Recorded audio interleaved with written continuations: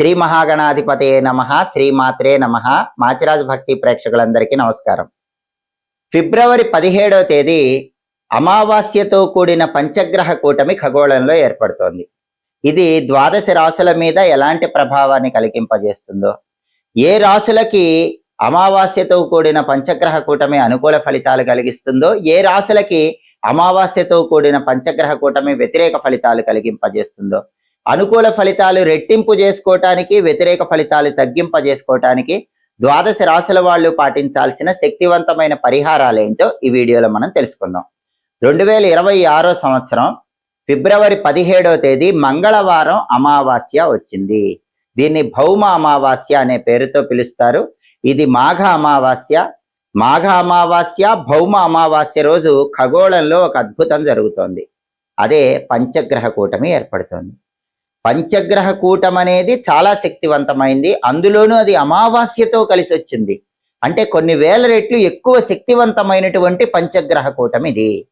ఈ పంచగ్రహ కూటమిలో ప్రధానంగా రవి, బుధుడు, చంద్రుడు, శుక్రుడు, రాహువు, ఈ 5 గ్రహాలు కూడా కుంభరాశిలో పంచగ్రహ కూటమిలో కలుస్తున్నాయి. కాబట్టి ఫిబ్రవరి 17వ తేదీ మంగళవారం అమావాస్యతో కలిసి వచ్చిన రోజు ఖగోళంలో ఏర్పడుతున్నటువంటి ఈ పంచగ్రహ కూటమి ద్వాదశ రాశుల వారికి ఎటువంటి ప్రభావాన్ని కలిగింపజేస్తుందో ఇప్పుడు మనం చూద్దాం. తదుపరి మీనరాశి. మీనరాశి వాళ్ళకి అమావాస్యతో కూడిన పంచగ్రహ కూటమి వ్యయస్థానంలో 12వ స్థానంలో ఏర్పడుతోంది. అంటే రవి, బుధుడు, చంద్రుడు, శుక్రుడు, రాహువు, ఈ 5 గ్రహాలు కలిసిన పంచగ్రహ కూటమి మీనరాశి వాళ్ళకి 12వ స్థానంలో వ్యయస్థానంలో ఏర్పడుతోంది. కాబట్టి 5 గ్రహాలు వ్యతిరేకంగానే ఉన్నాయి. కాబట్టి పంచగ్రహ కూటమి యోగించటం లేదు. కాబట్టి మీనరాశి వాళ్ళు ప్రత్యేకమైన జాగ్రత్తలు తీసుకోవాలి. ప్రత్యేకమైన దేవీ దేవతలకు సంబంధించిన ఉపాసనలు చేసుకోవాలి.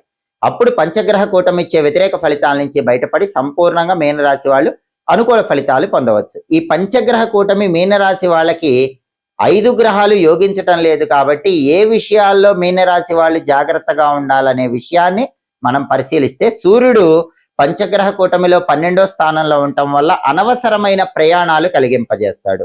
దానివల్ల అధిక ధన వ్యయం ఉంటుంది, డబ్బు ఎక్కువ ఖర్చు అవుతుంది, రాబడి తక్కువ, ఖర్చు ఎక్కువ ఉంటుంది. కాబట్టి ఈ కూటమిలో సూర్యుడిచ్చే వ్యతిరేక ఫలితాలు తొలగింపజేసుకోవాలంటే మీనరాశి వాళ్ళు అవసరమైనప్పుడే ప్రయాణాలు చేయాలి. అనవసరమైనప్పుడు ఎట్టి పరిస్థితుల్లో ప్రయాణాలు చేయకూడదు.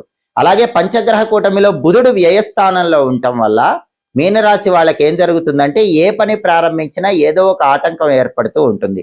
శారీరక శ్రమ ఎంత చేసినా సరే ఫలితం తగిన స్థాయిలో రాకుండా ఉంటుంది. మానసిక ఒత్తిడి పెరిగే సూచనలు కూడా ఉన్నాయి. అవన్నీ జరగకుండా ఉండాలంటే మనసు ప్రశాంతంగా ఉంచుకోవాలి. అలాగే ఏ పనిలో అయినా ఫలితం రాకపోయినప్పటికీ ఆత్మవిశ్వాసంతో ముందడుగు వేస్తూ మళ్ళీ ఆ పని చేసుకోవాలి. మనసు ప్రశాంతంగా ఉంచుకొని ఆత్మవిశ్వాసంతో ముందడుగు వేస్తూ మళ్ళీ పనులు చేసుకుంటే కూటమిలో బుధుడిచ్చే వ్యతిరేక ఫలితాల నుంచి బయటపడచ్చు, అనుకూల ఫలితాలు పొందవచ్చు.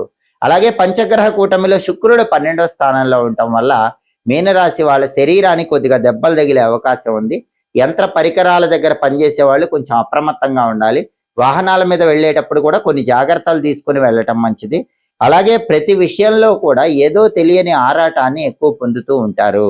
అలాగే ఫలితం మాత్రం అసంతృప్తిగానే ఉంటుంది. మొక్కుబడిగా పనులన్నీ చేస్తూ ఉంటారు, పనులు కొన్ని మధ్యలో ఆపేస్తూ ఉంటారు. వీటికి కారణం ఏంటంటే పంచగ్రహ కూటమిలో శుక్రుడు 12వ స్థానంలో ఉండటమే.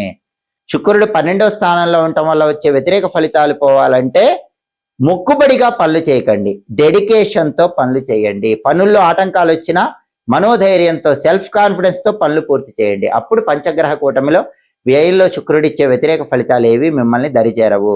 అలాగే పంచగ్రహ కూటమిలో చంద్రుడు 12వ స్థానంలో వ్యయ స్థానంలో ఉండటం వల్ల ఖర్చులు పెరిగే అవకాశం ఉంది. బంధుమిత్రులతో శత్రుత్వం పెరిగే అవకాశం ఉంది. అనవసరంగా ఇతరులు మిమ్మల్ని చూసి నవ్వే అవకాశం కూడా ఉంది. శారీరక శ్రమ కూడా ఉంటుంది. ఇవన్నీ తొలగింపజేసుకోవాలంటే ఎంత శారీరక శ్రమ పడినా సరే మనసును ప్రశాంతంగా ఉంచుకోండి.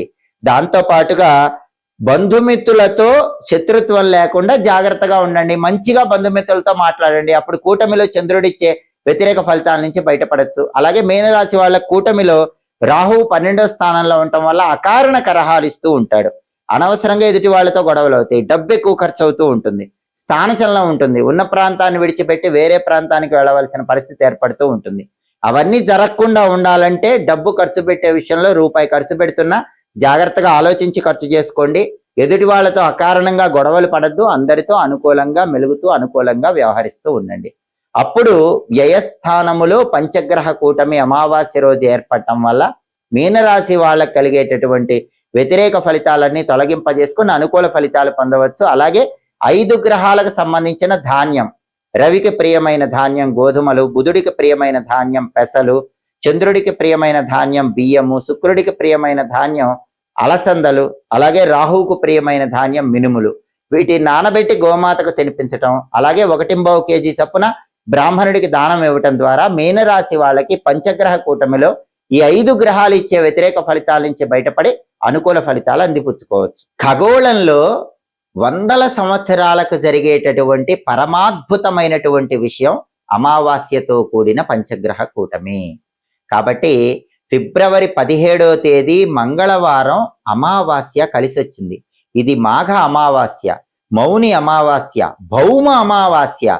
ఆ రోజు ఖగోళంలో పంచగ్రహ కూటమి ఏర్పడటం వల్ల ఈ పంచగ్రహ కూటమి కొన్ని రాశులకు అనుకూల ఫలితాలు ఇస్తుంది, కొన్ని రాశులకు వ్యతిరేక ఫలితాలను కలిగింపజేస్తుంది.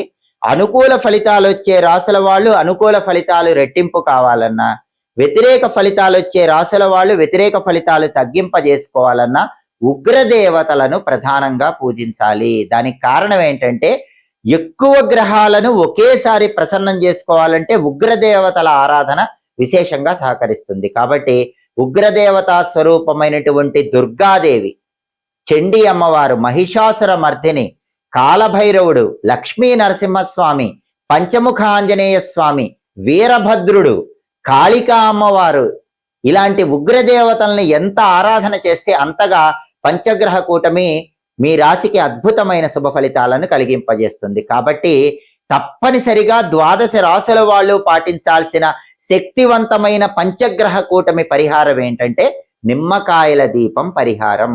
ఎందుకంటే భౌమ అమావాస్య, మంగళవారంతో కూడిన అమావాస్య రోజు పంచగ్రహ కూటమి ఖగోళంలో ఏర్పడుతోంది.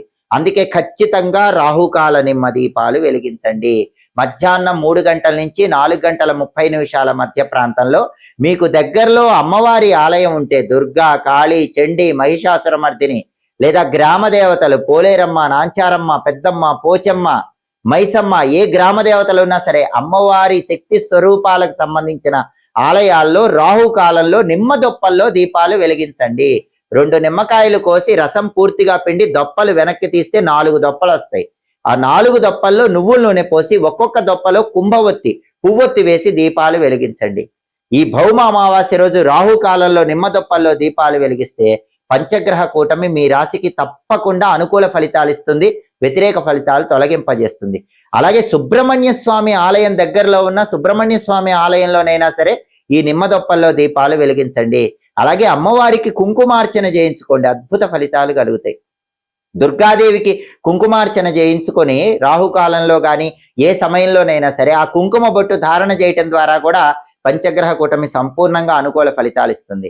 అలాగే కాలభైరవుడికి అభిషేకం చేయించుకున్న, వీరభద్రుడికి శివాలయంలో అర్చన చేయించుకున్నా కూడా పంచగ్రహ కూటమి పూర్తిగా యోగించి వ్యతిరేక ఫలితాలు తొలగింపజేస్తుంది. అలాగే పంచముఖ ఆంజనేయ స్వామి ఆలయ దర్శనం చేయండి, పరమాద్భుతమైన ఫలితాలు వస్తాయి. ఎందుకంటే భౌమ అమావాస్య, మంగళవారంతో కూడిన అమావాస్య, మంగళవారం ఆంజనేయ స్వామికి ప్రియము. కాబట్టి పంచగ్రహ కూటమి పూర్తిగా యోగించాలన్నా, వ్యతిరేక ఫలితాలు పోవాలన్నా మీ రాశి ఏ రాశి అయినా సరే పంచముఖ ఆంజనేయ స్వామి ఆలయ దర్శనం చేసుకోండి. పంచముఖ ఆంజనేయ స్వామికి 41 ప్రదక్షిణలు చేయండి. అద్భుతంగా పంచగ్రహ కూటమి మీకు అనుకూల ఫలితాలు ఇస్తుంది. పంచముఖ ఆంజనేయ స్వామి దగ్గరలో లేకపోతే ఏ ఆంజనేయ స్వామినైనా దర్శనం చేసుకుని ప్రదక్షిణలు చేయండి. ఆంజనేయ స్వామికి తమలపాకులతో అర్చన చేయించుకోండి, సింధూర సేవనం చేయండి. వీలైతే తమలపాకుల మీద శ్రీరామ అని రాసి ఆంజనేయ స్వామి విగ్రహం మెళ్ళో వేయండి. దానివల్ల అద్భుత ఫలితాలు కలుగుతాయి. అలాగే వడమాలను ఆంజనేయ స్వామికి సమర్పించినా కూడా పంచగ్రహ కూటమి ఇచ్చే వ్యతిరేక ఫలితాలన్నీ తొలగింపజేసుకోవచ్చు. అలాగే లక్ష్మీ నరసింహస్వామిని దర్శనం చేసుకోండి. భౌమ అమావాస్య, మంగళవారం, అధిపతి కుజుడు, కుజుడికి అధిష్టాన దైవం లక్ష్మీ నరసింహస్వామి. బ్రహ్మవైవర్త పురాణం ప్రకారం మంగళవారం లక్ష్మీ నరసింహస్వామిని పూజిస్తే అద్భుత ఫలితాలు కలుగుతాయి. అలాంటి మంగళవారం అమావాస్య రోజు పంచగ్రహ కూటమి ఏర్పడుతోంది. లక్ష్మీ నరసింహస్వామి ఆలయానికి వెళ్ళి అర్చన గాని అభిషేకం గాని ఈ పంచగ్రహ కూటమి జరిగిన రోజు చేయించుకోండి. దానివల్ల అద్భుతంగా పంచగ్రహ కూటమి వల్ల వ్యతిరేక ఫలితాలు తొలగిపోయి అనుకూల ఫలితాలు వస్తాయి. లక్ష్మీ నరసింహస్వామి ఆలయంలో ధ్వజస్తంభం దగ్గర దీపాన్ని వెలిగించండి. 365 ఒత్తుల దీపాన్ని నువ్వుల నూనెతో నరసింహస్వామి ఆలయంలో ధ్వజస్తంభం దగ్గర వెలిగించుకోండి. అలాగే నరసింహస్వామి ఆలయంలో వీలైనన్ని ప్రదక్షిణలు చేయండి. కనీసం 9 ప్రదక్షిణలు చేయండి. అద్భుతమైన ప్రయోజనాలు ఉంటాయి. కాళికా అమ్మవారి ఆలయ దర్శనం చేసి కాళికా అమ్మవారికి నిమ్మకాయల దండ సమర్పించండి. పంచగ్రహ కూటమి ఇచ్చే వ్యతిరేక ఫలితాలు తొలగిపోయి అనుకూల ఫలితాలు వస్తాయి. లేదా కాళికా అమ్మవారి ఆలయ ప్రాంగణంలో నిమ్మదీపాలు వెలిగించండి. విశేషమైన శుభ ఫలితాలు చేకూరుతాయి. కలియుగ ప్రత్యక్ష దైవం వెంకటేశ్వర స్వామి కాబట్టి అమావాస్యతో కూడిన ఈ పంచగ్రహ కూటమి ఇచ్చే వ్యతిరేక ఫలితాలు పోవాలని, ప్రకృతిలో అంతా అనుకూలంగా ఉండాలని, మీ రాశికి బాగుండాలని, మీ రాశికి వ్యతిరేక ఫలితాలు పోవాలని వెంకటేశ్వర వజ్రకవచ స్తోత్రాన్ని చదవటం కానీ వినటం కానీ చేయండి. వెంకటేశ్వర వజ్రకవచ స్తోత్రం కూడా విశేషంగా మీకు శుభ ఫలితాలను కలిగింపజేస్తుంది. దాంతో పాటుగా లక్ష్మీ నృసింహ కరావలంబ స్తోత్రం గాని, హనుమద్ ద్వాదశనామ స్తోత్రం గాని, కాలభైరవ అష్టకం గాని, దుర్గా కవచం గాని వీటిలో ఏదైనా చదివినా విన్నా కూడా విశేషంగా పంచగ్రహ కూటమిచ్చే వ్యతిరేక ఫలితాలు తొలగిపోతే అనుకూల ఫలితాలు రెట్టింపు చేసుకోవచ్చు. కాబట్టి చాలా అరుదైనటువంటి అమావాస్యతో కూడిన పంచగ్రహ కూటమి మౌని అమావాస్య, భౌమ అమావాస్య రోజు ఖగోళంలో కుంభరాశిలో ఏర్పడుతోంది. కాబట్టి 12 రాశుల వాళ్ళు ఈ ప్రత్యేకమైన శక్తివంతమైన పరిహారాలు చేసుకొని పంచగ్రహ కూటమి పూర్తిగా మీ రాశికి యోగించేలాగా చేసుకోండి. ఎప్పటికప్పుడు ఖగోళంలో గ్రహాల సంచారంలో మార్పు, దానివల్ల కలిగే ఫలితాలు, పాటించాల్సిన పరిహారాలు తెలుసుకోవాలంటే మాచిరాజు భక్తి ఛానల్ తప్పకుండా చూడండి. మా వీడియోస్ మీకు నచ్చినట్లయితే మా ఛానల్ లైక్ చేయండి, కామెంట్ చేయండి.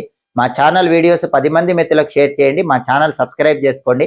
పక్కనున్న బెల్ సింబల్ నొక్కటం మాత్రం మర్చిపోకండి. సర్వే జనాః సుఖినో భవంతు. స్వస్తి.